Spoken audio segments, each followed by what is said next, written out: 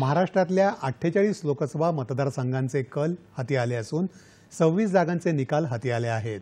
त्यानुसार महाविकास आघाडीनं जोरदार मुसंडी मारली आहे। महाविकास आघाडीनं 29 जागांवर तर महायुतीनं 18 जागांवर आघाडी घेतली आहे।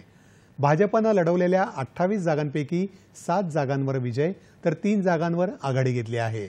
शिवसेना उद्धव बाळासाहेब ठाकरे पक्षानं लढवलेल्या 21 जागांपैकी 6 जागांवर विजय मिळवला असून 3 जागांवर आघाडी घेतली आहे। काँग्रेसनं लढवलेल्या 17 जागांपैकी 4 जागांवर विजय मिळवला असून 9 जागांवर आघाडी घेतली आहे।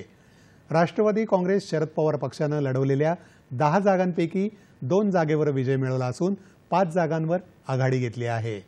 महायुतीतल्या शिवसेनेनं 15 जागांवर उमेदवार उभे केले होते, त्यापैकी 6 जागांवर विजय मिळवला असून एका जागेवर आघाडी घेतली आहे। राष्ट्रवादी काँग्रेसनं 1 जागा जिंकली आहे।